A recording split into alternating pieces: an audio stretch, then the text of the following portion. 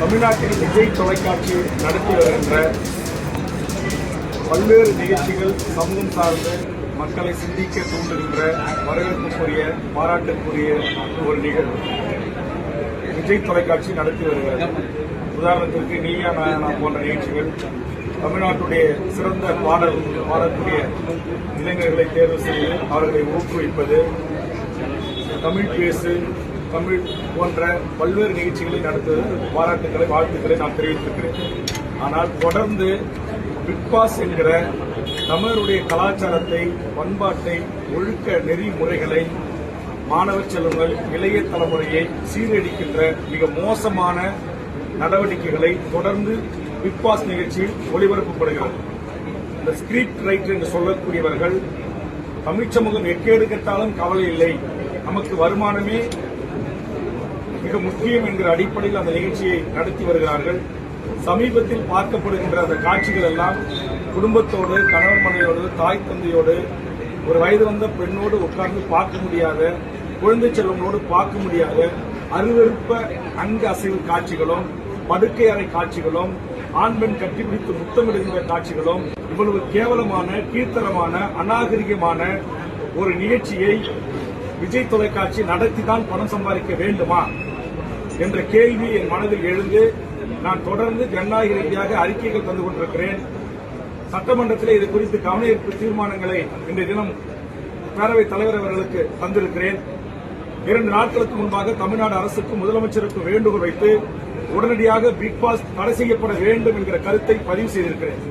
ஆனால் இந்த 2 நாட்கள் ஆகி அறிக்கை தந்தோம். தமிழ்நாடு அரசும் இதுவரையிலும் அதற்கு அந்த நடவடிக்கையும் எடுத்ததாக தெரியவில்லை.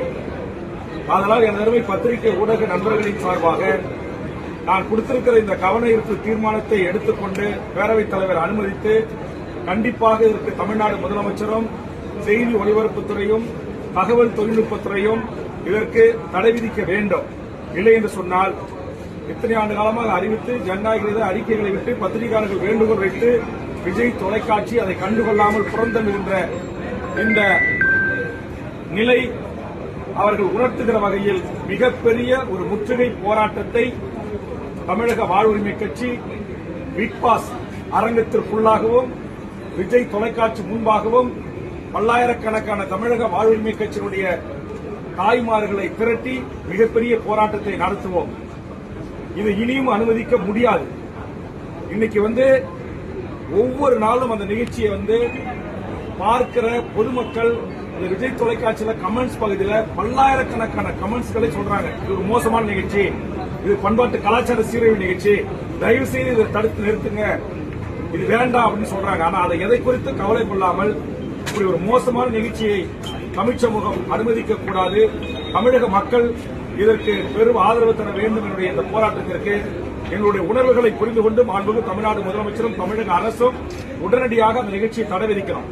கர்நாடகத்தில் தடை விதிச்சிருக்கிறாங்க, வேற ஆந்திராவில் இது குறித்து அது மாற்றி அமைக்கப்பட்டிருக்கிறது, கேரளாவில் இந்த நிகழ்ச்சி மாற்றி அமைக்கப்பட்டிருக்கிறது. மற்ற மாநிலங்களில் அந்த மக்களுடைய உணர்வுகளுக்கு அந்த அரசு மதிப்பளித்திருக்கிறது, விஜய் தொலைக்காட்சியினுடைய அந்த மாநில நிர்வாகம் மதிப்பளித்திருக்கிறது. ஆனா இங்க தமிழ்நாட்டில் தமிழர்கள் சாதியா பிரிஞ்சு கிடக்கிறான், மதமா பிரிஞ்சு கிடக்கிறான், கட்சியா பிரிஞ்சு கிடக்கிறான், நம்ம எப்படி வேண்டுமானாலும் கல்லா கட்டலாம் என்ற அடிப்படையில் இந்த நிகழ்ச்சியை நடத்துவது என்பது ஏற்புடையதல்ல. அதனால் உடனடியாக தடை விதிக்க வேண்டும் என்ற வேண்டுகோளை முன்வைக்கிறேன். அப்படி இல்லை என்று சொன்னால் தமிழக வாழ்வுரிமை கட்சி எடுக்கிற இந்த போராட்டம் ஒரு நியாயமான மக்களுக்கான போராட்டம் என்கிற அதற்கு மதிப்பளித்தாவது மாண்புமிகு தமிழ்நாடு முதலமைச்சர் இதற்கு ஒரு தீர்வை காண வேண்டும் என்று எனது அருமை பத்திரிகை ஊடக நண்பர்களின் சார்பாக வேண்டுகோளை முன்வைக்கிறேன். இதற்கு முன்னதாக விஜய் குழந்தைகள் மீதான தோல் மேல படம் போட்டு எடுக்கிறாரு, கை போட்டு எடுக்கிறாருன்னு சொல்லி பேசியிருக்கப்ப சமூக வலைதளங்களில் உங்க மீதான விமர்சனங்கள் அதிகமாக அதை பத்திரிகை நண்பர்கிட்ட பல முறை நான் சொல்லிட்டேன். இது மாதிரி பொதுவான இப்ப உங்களுக்கு தெரியும், சேலத்துல பேக் வெட்டிங், அதாவது போலியான திருமணம் என்கிற போர்வையில மாலை இருக்கும், தாலி இருக்கும், மணமேடை இருக்கும், எல்லாம் இருக்கும். அப்புறம் அதே ஹோட்டல்ல முதல்வர் அறையும் இருக்கும். இது கேடு கட்ட பொழப்பு இல்ல. இது எப்படி தமிழ்நாடு அரசுகளை அனுமதிக்கிறீங்க? தமிழ்நாட்டில் இதை எதிர்த்து இன்றைக்கு போராடி தமிழ்நாடு அரசின் கவனத்துக்கு கொண்டு சென்று நான் தடுத்து நிறுத்திருக்கிறேன். அதே மாதிரி ஏற்கனவே தமிழ்நாட்டு பெண்கள் அழகா கேரளா பெண்கள் அழகா இதே விஜய் தொலைக்காட்சி நடத்த முன் வந்த போது அதை நான் தடுத்து நிறுத்தியிருக்கிறேன். இன்னைக்கு சட்டமன்றத்தில் பேசி முதலமைச்சருடைய கவனத்துக்கு கொண்டு சென்று ஹாப்பி ஸ்ட்ரீட் என்கிற மிகப்பெரிய ஒரு பண்பாட்டு சீரழிவு கலாச்சார அந்த ஆட்டத்தை நான் தடுத்து நிறுத்தியிருக்கிறேன். முதலமைச்சர் மீது நம்பிக்கை வைத்து இதையெல்லாம் முதலமைச்சர் கவனத்துக்கு கொண்டு சென்று தடுத்து நிறுத்தியிருக்கிறேன். இப்பயும் முதலமைச்சர் மீது நம்பிக்கை வச்சு தமிழக அரசு மீது நம்பிக்கை வைத்து இந்த கவன ஈர்ப்பு தீர்மானத்தை கொடுத்திருக்கிறேன். இதுல உடனடியாக மாண்புமிகு முதலமைச்சர் நடவடிக்கை எடுத்து விஜய் தொலைக்காட்சி நிறுவனத்துக்கு வலியுறுத்தி அது தடுத்து நிறுத்தப்பட வேண்டும். அப்படி இல்லை என்றால் நாங்கள் மிகப்பெரிய தொடப்பத்தோட செருப்பத்தோட எங்கள் செருப்புகளை கொண்டு எங்களுடைய மகளிர் இந்த போராட்டத்தை முன்னெடுத்துவார்கள். அது ஒரு ஊடகம், அது எத்தனையோ தமிழ் சமூகத்திற்கான நீயா நானா கொண்ட நல்ல விஷயங்களை ஆரோக்கியமாக விவாதித்திருக்கிறார்கள் என்ற ஒரே காரணத்திற்காக நாங்கள் இது நாள் வரையும் பொறுத்தோம். இனியும் பொறுக்க முடியாது. ஒட்டுமொத்தமாக தமிழ்நாட்டு இளைய தலைமுறையை, மாணவர்களை, பள்ளி குழந்தைகளை சீரழிக்கின்ற மோசமான நிகழ்ச்சிகளை தொடர்ந்து நடத்தி கொண்டிருக்கிறது. இதை அனுமதிக்க முடியாது என்ற அடிப்படையில் இந்த நிகழ்ச்சிக்கு நாங்கள் எங்கள் போராட்டத்தை அறிவித்திருக்கிறோம். இவ்வளவு செய்த உங்கள் மீதான விமர்சனங்கள் தான் அதிகமாக வச்சுக்கிட்டே இருக்காங்களா? அதை அணுகிறீங்க? அது விமர்சனம் வந்து ஐயா பெரியார் மீதோ ஏற்கனவே இருந்த தமிழ்நாட்டுடைய பல தலைவர்கள் மீதோ விமர்சனம் வரும்.